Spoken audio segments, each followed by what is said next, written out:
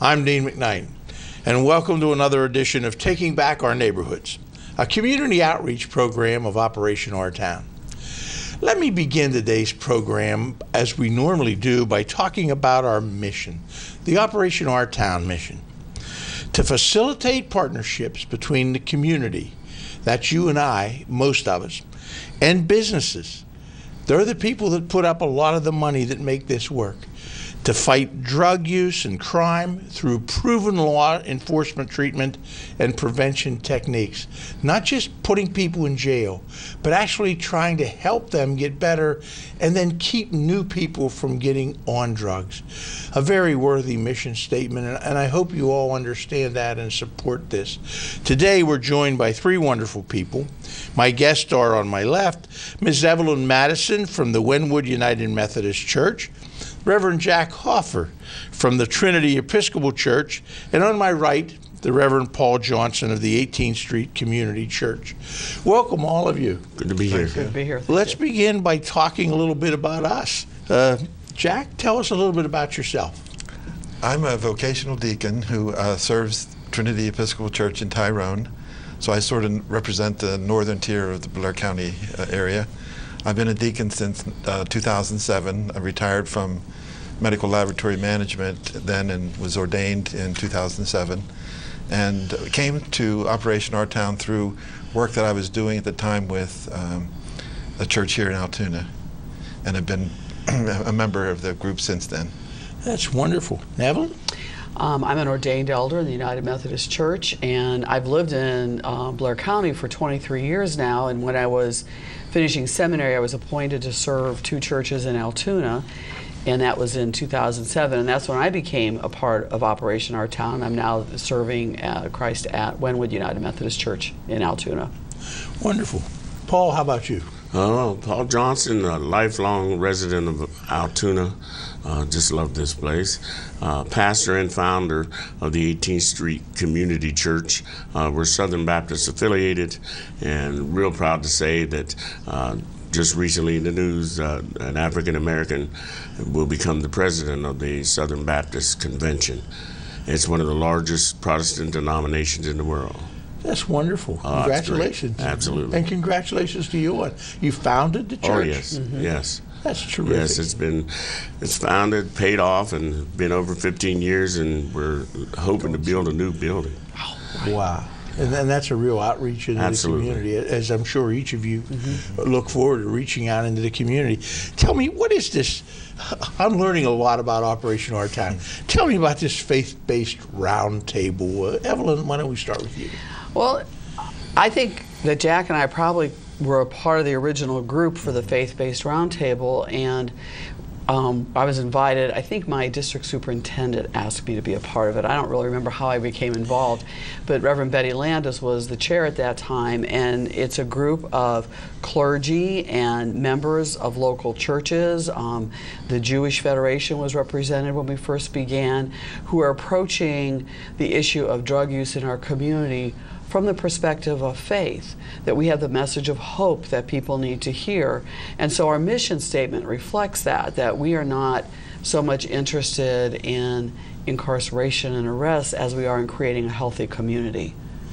And Jack, you were there at the beginning also? Yes, also through Pastor Landis, the church I was serving was doing some outreach together with Bethany Lutheran, and through that she told me about Operation Our Town and encouraged me to participate.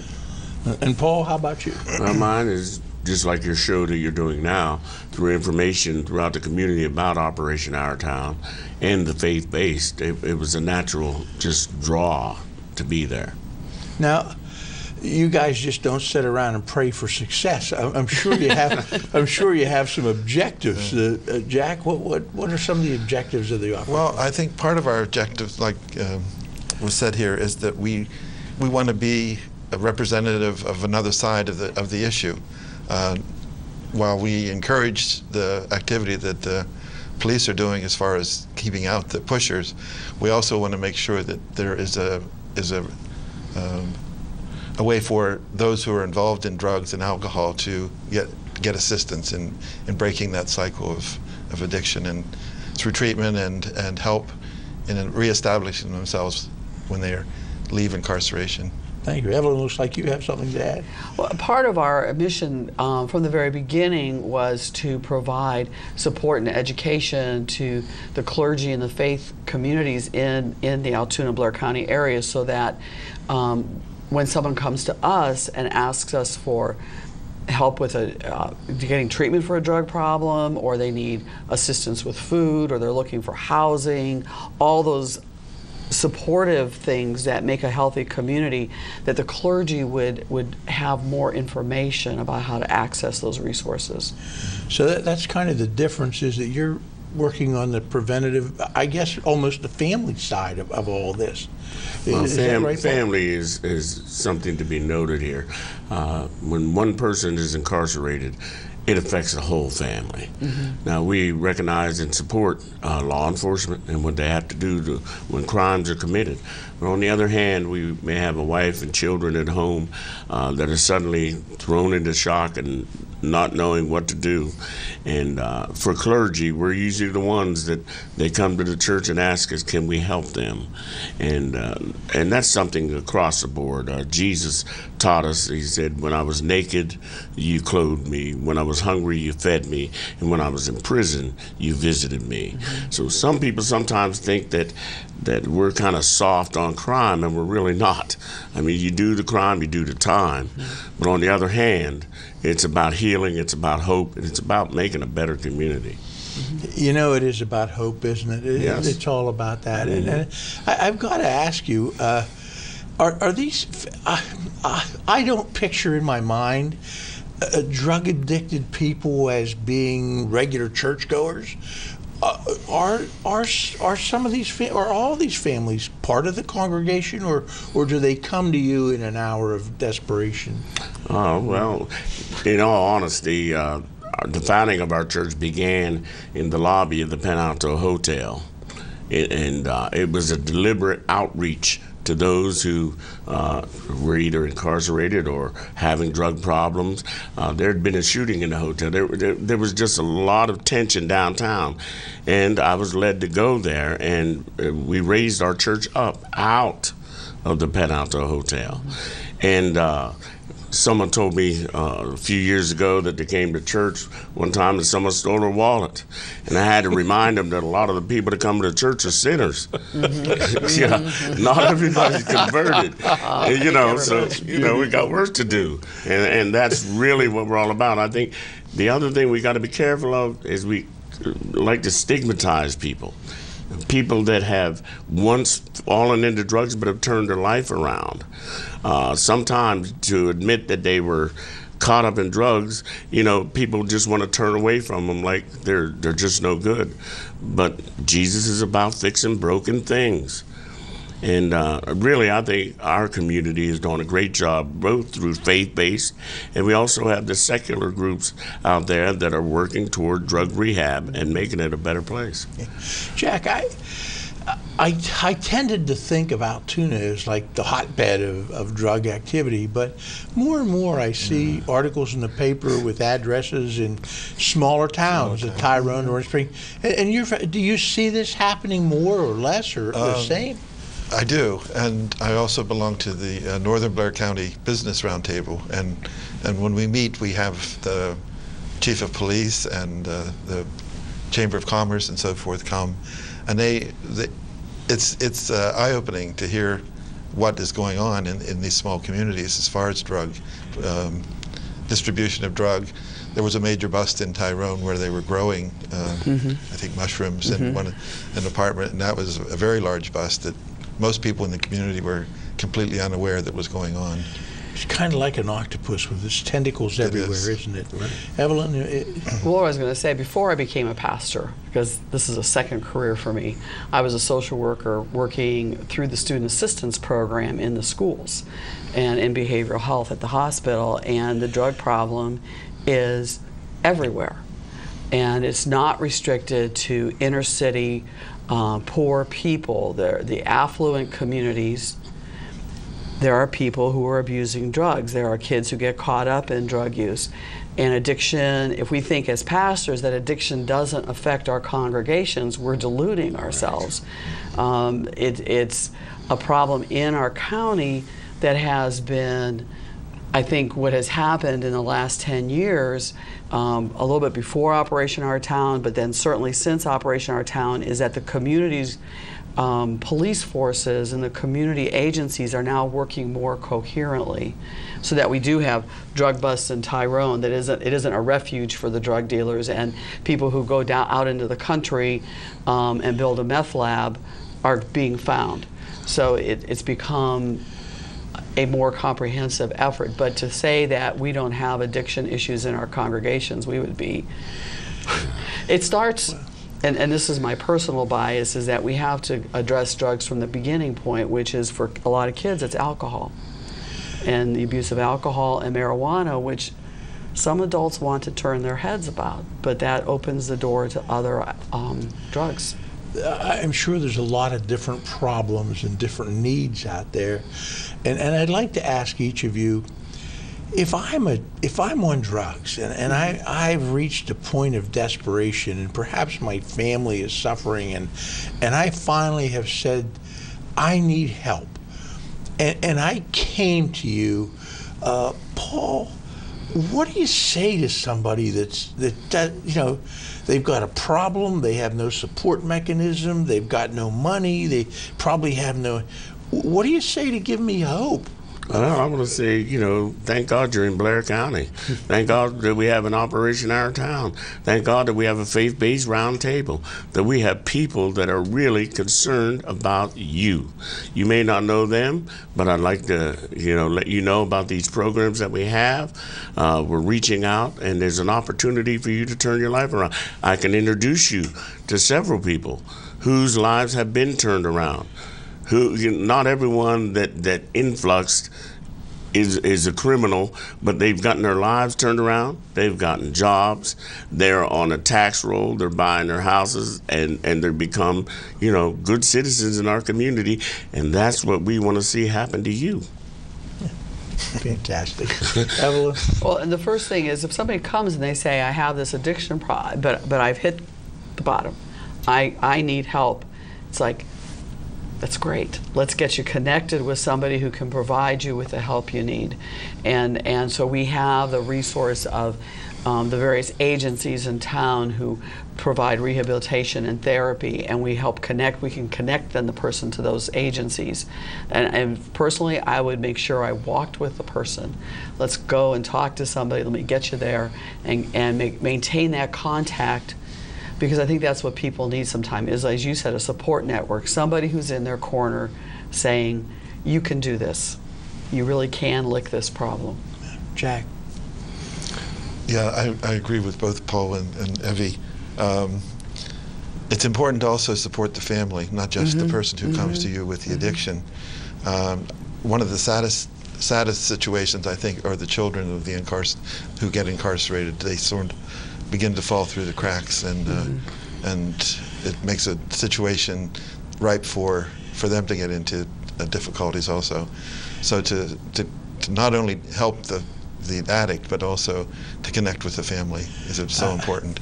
I must tell you, this has made me emotional. You know, to realize that there's, yeah, Paul, it should make us all emotional, and should help us to understand why this umbrella, this Operation Our Town, is so important to the community and to the entire community.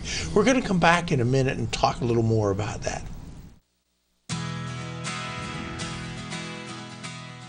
Overlooking the city of Altoona, the Booker T. Washington Park had lost its luster. With that in mind, Operation Our Town and the Central Blair Recreation and Park Commission, in collaboration with the NAACP, set out to give back to the community. The court was in bad shape. It needed some new backboards, rims. There was cracks. There was grass growing up onto the court itself. New additions to the park will include a renovated basketball court, playground for families and friends, fitness stations, and a walking path. I can't wait till everything is done so I can bring my grandkids to play in the playground. Kids can use it for whatever their imagination brings them. Members of the community already have noticed a difference. Stuff for the kid to do to keep him out of trouble. Wow, welcome back.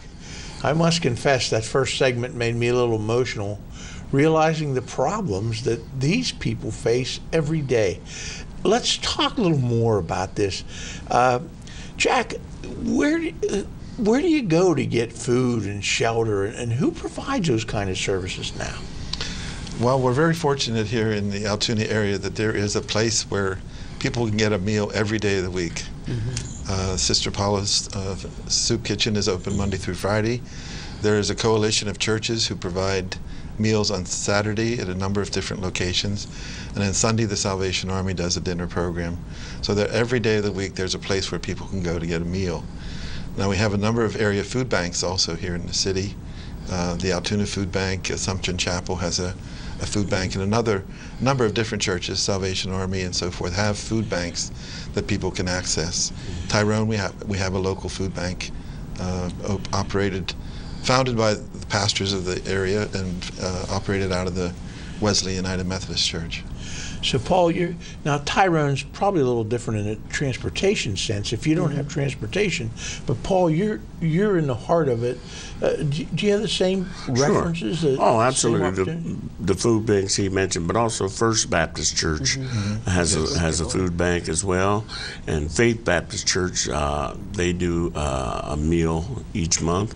The churches have really just opened up, have come together collectively, and in many ways are serving the community. And like I said, if someone like you were portraying an addict, someone hit the bottom, if you're in Blair County, believe me, you're in the right place. We can help you. And clothing, is that? Crosswalk Ministry does a clothing giveaway every Saturday. I think maybe on Wednesdays as well. There are other churches that do clothing.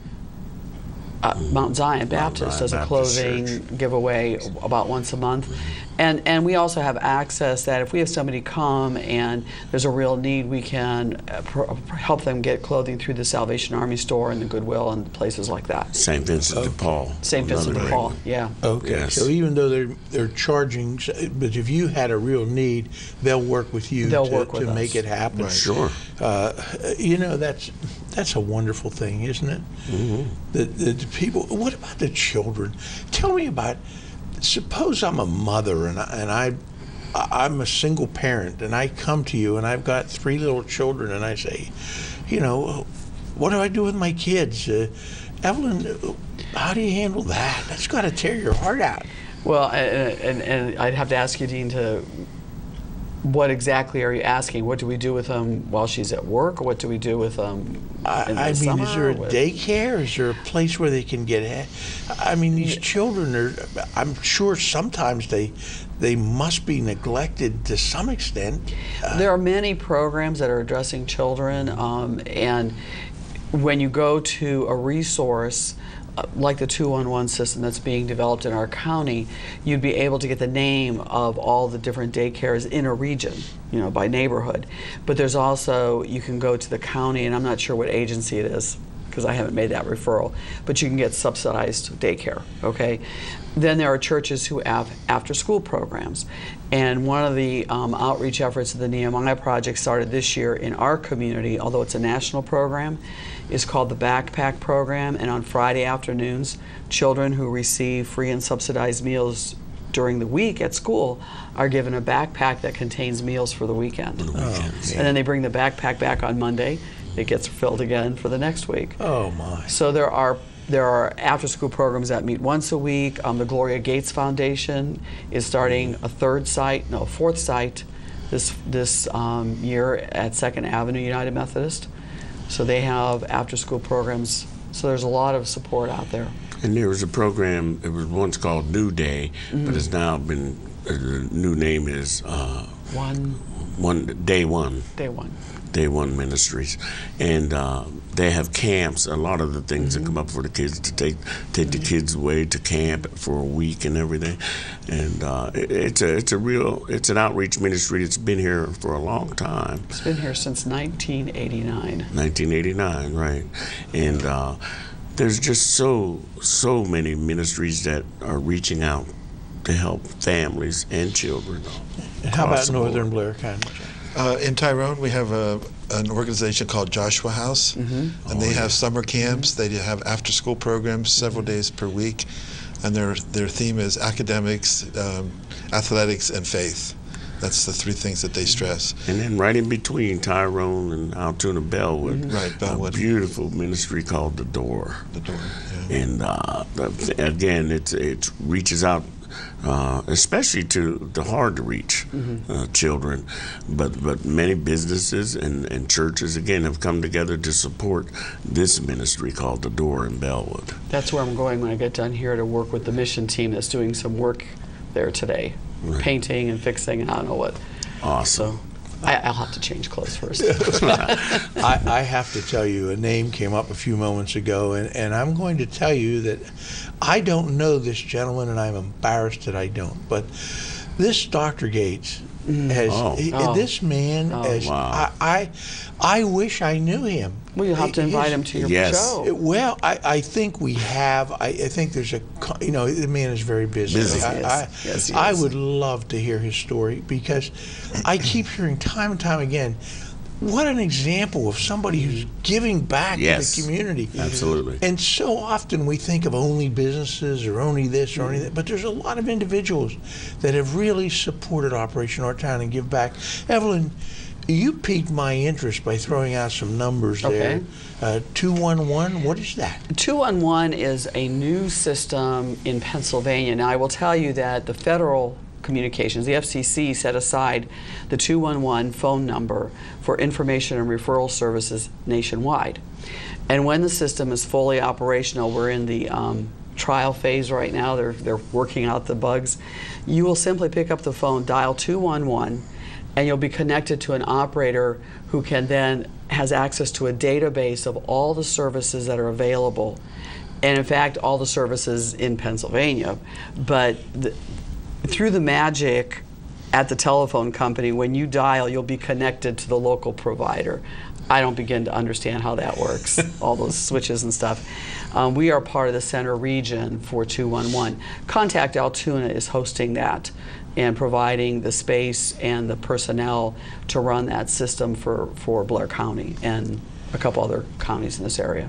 So if I'm in need, I just dial 211, Wow.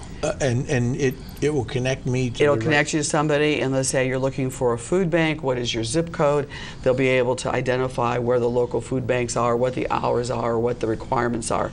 My church hosts a dinner once a month. If you said I'm looking for a meal it's a third Saturday, it's going to come up that this meal is served at this site from these hours. And that's operational now. It's in the trial run, so agencies are trying it out. They're going to advertise it. It'll be advertised this fall when they have all the kinks worked out. They don't want to have everybody calling in before they know they have the bugs worked out of the system. Wow. But it's a nationwide endeavor. Pennsylvania is just one of the last states to put it into play. It's exciting. Yeah, it is exciting. Right. Stuff. Jack, how many people did come to the, I don't want to just single out your church, but how many people do you think in Tyrone, in that northern Blair County area, come to the churches and things for aid? Individually, I don't know, but Hundreds? I'm sure. Tens? Probably approaching 100, Really? at the various churches. I know at the food bank, I'm usually there on Thursdays. We service about 35 families per week.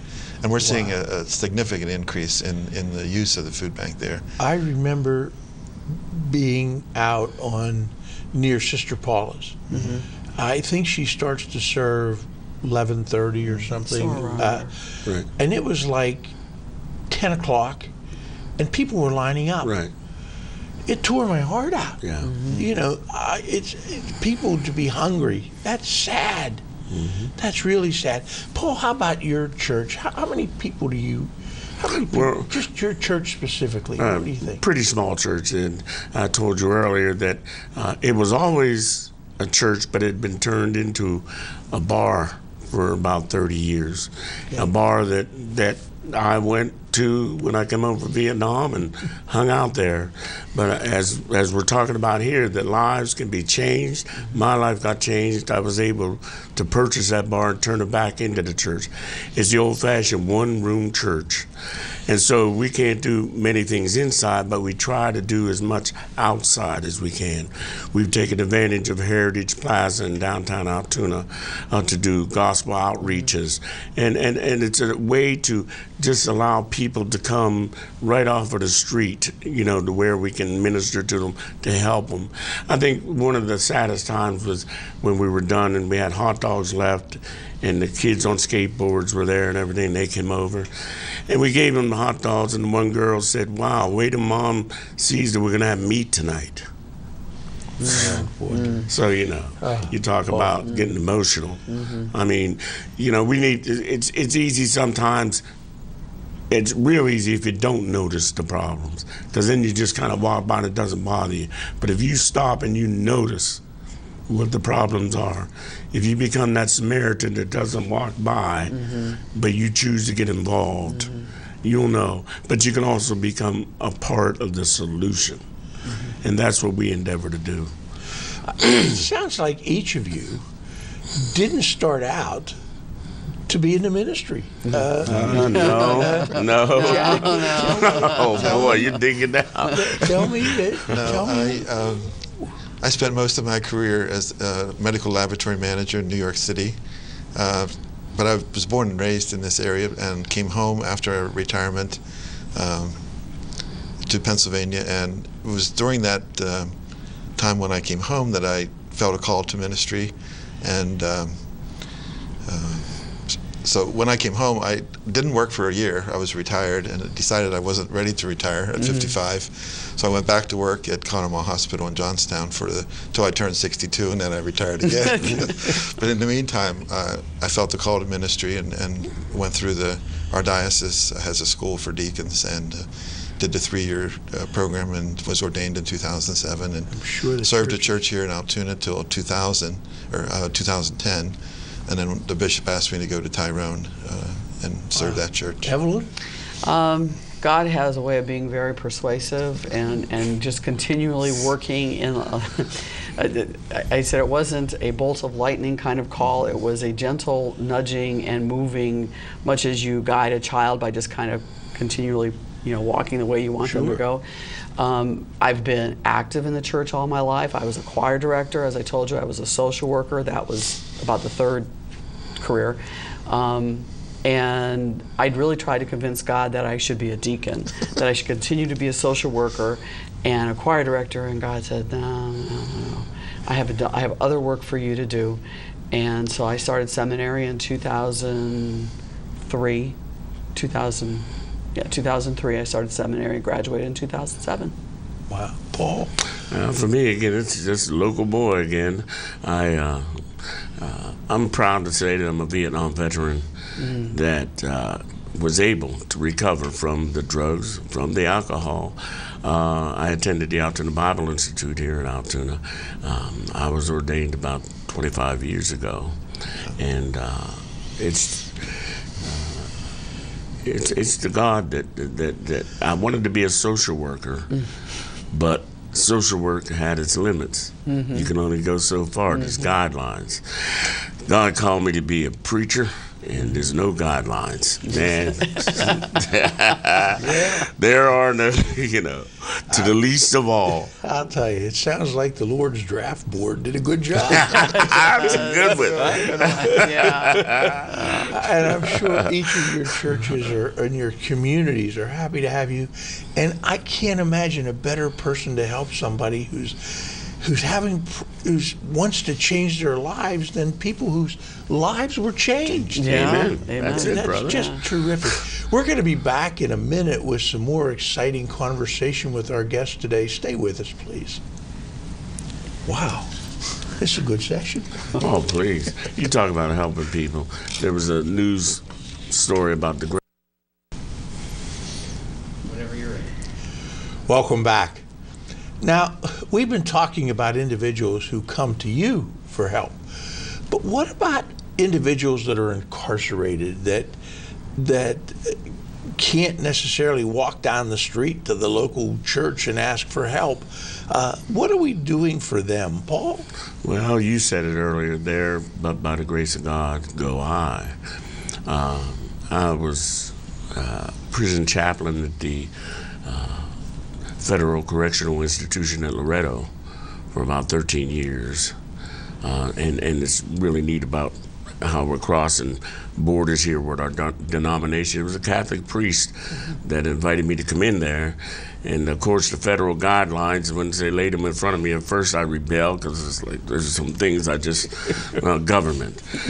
But that chaplain was so great, Chaplain Swope. He said, Pastor Paul, do what they tell you, and when you get into that chapel, let the Lord do what he will. And that was a good thing. That was a good thing. But we need to understand, again, when Jesus said, when I was in prison, you visited me, I think that was the greatest ministry of all.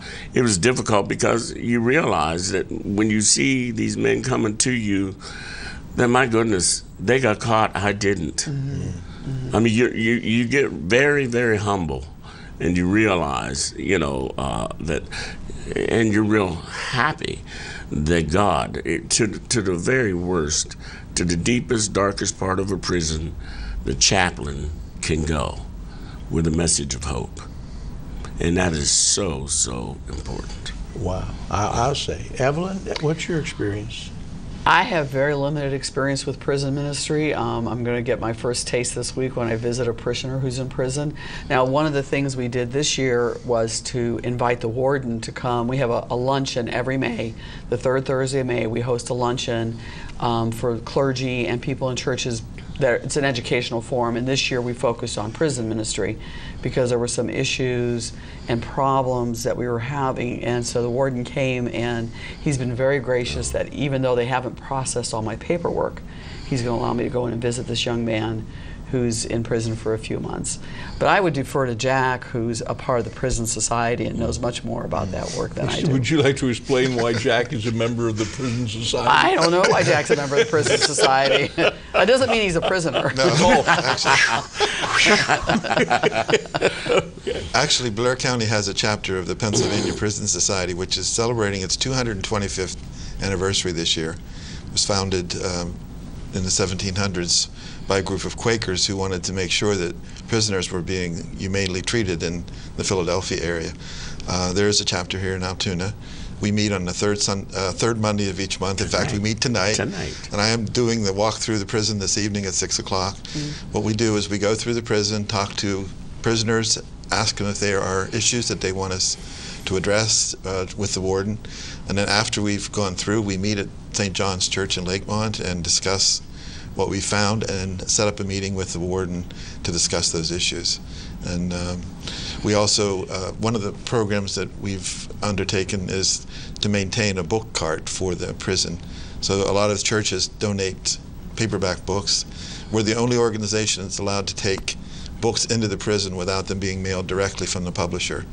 So we take paperback books into the prison and they maintain a book cart that goes around to the prisoners. But we're very fortunate with the warden we have now. He's very, very accommodating and very open to the suggestions that we make after we've talked to the prisoners. And they've addressed a number of issues. What if in these discussions with the prisoners, they tell you that their family is having problems? How do you address that? We are allowed to contact the family. We do make calls after we've visited in the prisons to the individuals' families and can get messages to them. And if they need small items like eyeglasses or something like that, we can help them in that regards too. Now, Evelyn, you said you had a parishioner who was in prison, and do they have a family? And he has a girlfriend and 2 boys.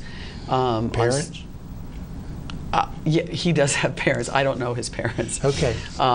They started attending our church about a year or so ago. Very active, come every Sunday. And on Saturday, I picked his girlfriend doesn't drive, and so I picked her up, and the older of the 2 boys, and took them to Blair County so they could visit with Michael, and then brought them back home again. And so the congregation is doing what they can to support Corey and the boys while he's serving his term in prison, because as Paul said, accountability, that's a part of life. When you do something wrong, you need to be accountable for your actions, and sometimes that involves being in prison. Right. But we're trying to support the family. And then he had asked me, he sent the word through Corey, and so I made the arrangements to go and see him this week. Okay, Paul. Well, for me, I'm glad about the prison society. In fact, tonight I'll be going to my first meeting. I filled out an application to join the prison society. What we're finding, the Operation Our Town Faith-Based Roundtable, I believe, has really offered the warden in our prison an opportunity of volunteers, pastors all throughout, that have been meeting, praying, and desire to be a help to those who are incarcerated, to the families that are suffering because of it.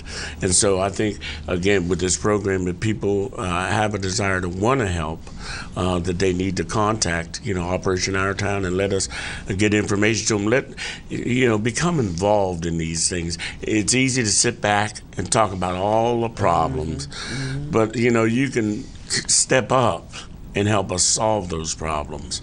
And so I'm really glad about going to the Prison Society tonight. One of the things that Paul brought to our attention early on in this roundtable was the problem that people face when they leave prison with a record. Because once you've been convicted of a felony, it's very difficult to get housing. It's very difficult to find a job. It can be very difficult to get back into the community. And so that's an issue that the church, and Paul's been key in working with our legislators on trying to get a way for that to, a little bit of relief to happen. How can we expect somebody to put their life back together and be a productive member of the community and not fall back into old patterns if they can't find a place to live, if they can't provide for their families, if they can't get productive work? It's a challenge. It's a challenge. This is a real complicated and philosophical issue. I hear arguments to legalize certain drugs and arguments against it, and I read articles that our prison population is swelling just because of drugs. Right. And what you're saying is, once you have that arrest and you come out, it's not like everything's, you just start with a clean slate. You start with a slate that somebody's written on. Well, I used to, when I was working for the hospital, I would go to St. Francis to a career day, and I had a flyer that had been put out by the Bureau of Drug and Alcohol in Pennsylvania of all the professions. Like, I'm a licensed clinical social worker. If I have that kind of a felony on my record, they don't have to give me a license. And there are many professions that you can't even enter, or where they will question a felony on your record. And so it can really block, even when you have education, a profession. I get discouraged when I watch our media in many times who make very trivial references to, we did drugs, we did this, we did that. Right. Like, well, there's no, you don't have to pay any penalty, you'll just have fun. But trying to get this word out to young people is that you're risking your life, right? Not just physically, but your future. Yes. And the family. I still remember the first show I did here. A young man came who went through the program. He had been a drug abuser. He'd been arrested. He came out, and he was now working with Crossroads. That's another ministry. Crossroads, yes. And he was working diligently with them to help other young people. And boy, role models.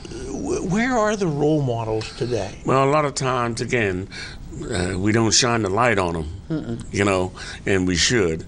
I know we have a young preacher right now that came through drug rehab and went through the Bible Institute, graduated, and was licensed, and just recently was ordained, so someday I can retire. Yeah, but I don't think so. You will never retire. But I believe we need to see that broken things can be repaired. And that we need to put these role models out there for people to see. When I was in the federal prison as a chaplain, one of the chaplains that came to assist me had a felony. And he told me that, but I had learned from the chaplain up there, come on, you try. And so he applied. And what had happened, that felony had happened long past in his life. His life had turned around. He'd entered the ministry, and he was surprised to find out he was accepted into the federal prison as a chaplain. Even the felony was on his record. But that was important, because the one thing that we tell people when they're in prison is that you can turn your life around. And how are they ever going to see that if someone like them doesn't come in and show them, look, I did it. Absolutely. You have to, that has to be seen. Yeah, again, where are the role models? Who are the role models today that young people look up to? I don't know.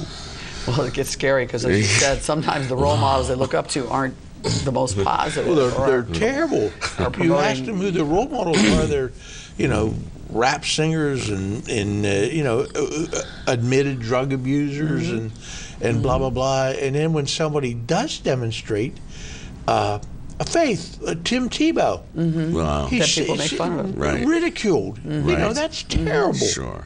Yeah. I mean, that's bullying in a sense that, it's bullying. Making fun of somebody that's exactly bullying. right. And not just any religion. Sure. Any religion. Come on, we've got to reach out to people.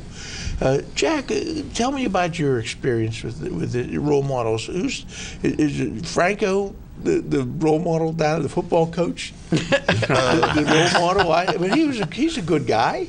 Actually, I would have to say that my role models were my pastors. Growing up in the church, I still look back on them as being tremendous influence on me.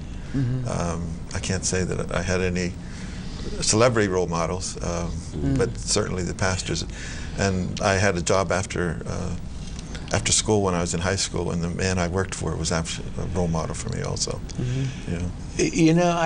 Today I sometimes think that our parents are neglecting the role they have as role models and what they. We're going to come back in a moment and talk more about this, the role of parenting and the role of the community in this fight that we're fighting. Thank you. Stay with us.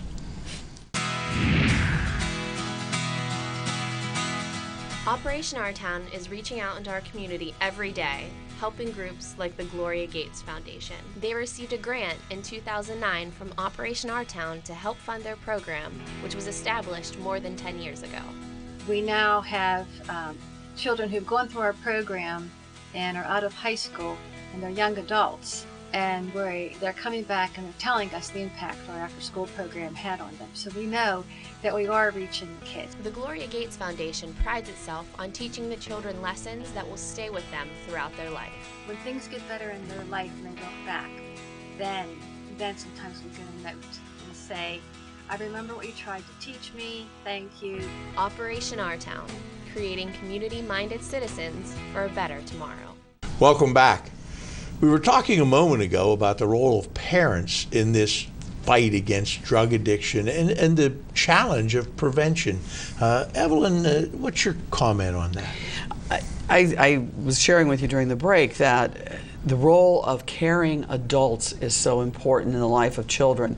One of the pieces that's come out of information on resiliency, they're looking at children who grew up in difficult situations and why does someone not fall into the trap of drug use and generational poverty, what makes them different. Quite often, the presence of a caring adult. That can be a parent, that can be a grandparent, that can be a teacher. You asked Jack who his role models were. I'd have to say my parents were big role models. My dad was a scout leader and worked with youth. I grew up in a church right outside of Chicago, but a neighborhood very similar to Fifth Avenue, where we weren't looking at the railroad, we were looking at steel mills, but it was a residential neighborhood, a changing community. My dad had a scout troop with a lot of Hispanic youth, and just served those kids for years and years, long after my brothers were grown, but that caring presence of an adult who truly cares about you is a very important thing in the life of our youth. Oh, yeah. If you're out there listening, it could be you. It could be you. You could be reaching out to somebody. Yes. You know, what's that old saying?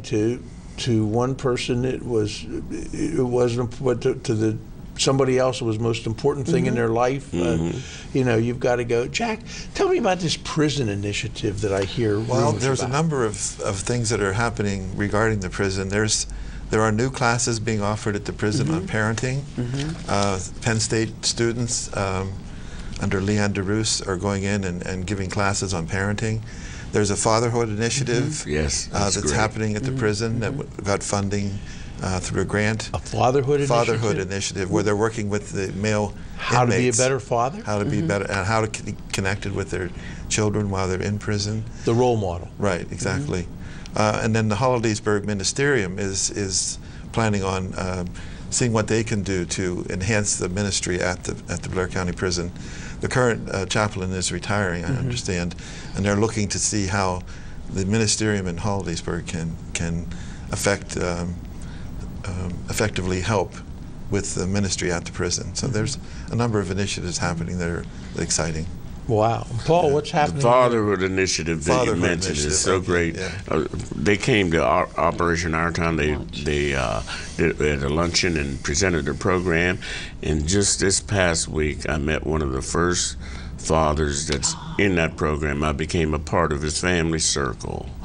Wow. And so I heard about the program, and now I've seen it in action. And it is an amazing thing. It's teaching the fathers and the children how to stay connected during that time of incarceration. And it allows the father to actually visit with the children not through a glass, right, but be in a room with the children when they're participating in that program. Yes. Wow. Yes. Talk about role models, Martin Luther King, without a doubt. And then it goes back to 8th grade to Mrs. Loomis. She was a... Remember Mrs. Loomis? No, I don't. Let me tell you, she was the world cultures teacher, and man, oh man, she made it come alive. She taught me way back then that you can be anything you want in this country, that the doors are wide open. We've gone through all kind of, riding and everything else to be all those things, but I never forgot, how she taught me about being on the positive side of things and getting involved. And I would love for people in Altoona, like we're going through distressed city, they call it. Right. But, and sometimes we have a tendency to say, well, leave it up to the council. It's really about all of us. And our council, yes, there are chosen leaders, but we all need to get involved in this. And again, this opportunity to show the different roundtables, I believe that maybe they'll get a list of them up there someday so people can find which roundtable they need to be a part of. And don't sit back and complain. Come on out here and help.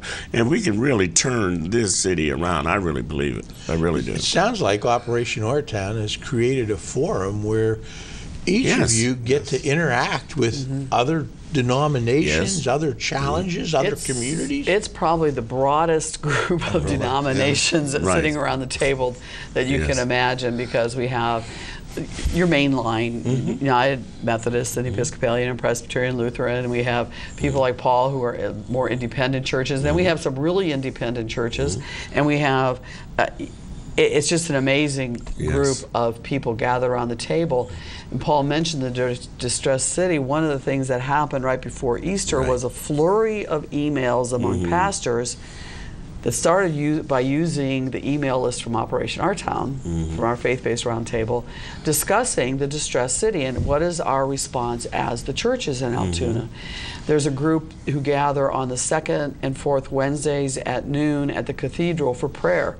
Last week I was there, United Methodist, Roman Catholic, I gotta think, the Salvation Army chaplain was there, a Baptist pastor and a Church of God pastor. I told that at a meeting later. They said, that sounds like the start of a joke. Yeah. It does. But there we were, gathered together to pray for the city and the county. So there are things happening that I think in part are because of the existence of this roundtable where we have actually met each other. And especially at our forums in May when we provide education. We had one that focused on mental health issues. We had last year on resources, this year the prison. Next year we'll probably go back to treatment issues and resources available. Just You know, you mentioned a distressed city, and I was in the banking business for a long time, and it was a great profession. But one of the things I say when I'm talking to young people is that if money's going to be your God, you're in for a life of eternal hell. Oh, yeah. Because you can never earn enough of it. And if you do, you won't sleep at night worrying somebody's going to steal it. And the real need, money's part of it, but the real need is people like yourself, people reaching out and saying, I'm going to show you a better way. I could never understand why someone had to get high to enjoy life. I've loved, well, maybe not every minute, but I think we all have that. You wake up in the morning and you say, this is going to be a great day. There you go. And then you see people who don't have that attitude, and you say, I wish I could reach in their heart and fill them up with love. And fill them up with love. That's the key. And I'm sure you have that opportunity every day. Are we getting better at it? Yes. I think we're getting more intentional in our actions. Yes, we're that's getting the more key. intentional in our actions. Right there, that word intentional. Again, the Lord said he must go through Samaria. And without preaching and everything, people would go around the hard things, but we've chosen to go take on the issue. The Penalto Hotel, at one time I told people, oh, it's localized sin. All the sin in Blair County is at the Penalto Hotel. That's the way it seemed. That wasn't true. But nevertheless, there were problems, and the Lord sends you where the problems are, and being deliberate about it, not ignoring it. You know, being willing to get some, dirt on your fingers to fix things. We haven't ignored it. At 211, what a great idea that is. The prison initiatives, a great idea. And tell me about the congregations. Are they susceptible to this? How do they feel about your involvement? I'm not sure how much they're aware of Operation Our Town. I mean, I talk about it. Just your involvement. Involvement. Yeah. The fact that you take time away from the. But it's not time away. Okay. My mission, John Wesley, who founded Methodism, said the world is my parish. We are appointed by our bishop to serve at a particular church, but we also are appointed to serve the community. And I don't see how I personally can, forget that I'm a pastor, how can I, as a follower of Jesus Christ, not be out helping those who have needs? So part of it comes back to my role as a leader, setting the example and saying, this is what it means to follow, because Jesus was out healing and teaching and preaching and feeding and meeting the needs of people.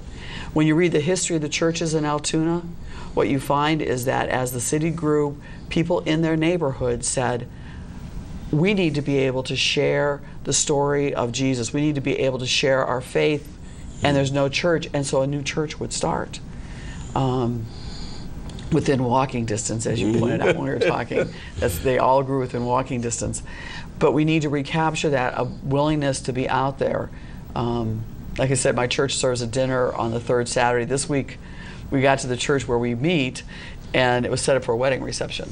So Joni, who's in charge, panicked, and then she remembered what one of the bishops at conference talked about, and she took a deep breath, and they did takeout. And so they were out on the sidewalk and had a chance to interact with people that they wouldn't otherwise have seen and hand them a meal. Oh, Evelyn. Our guests tonight have been Reverend Evelyn Madison from the Wehnwood United Methodist Church, Reverend Jack Hoffer from the Trinity Episcopal Church in Tyrone, and Reverend Paul Johnson from the 18th Street Community Church.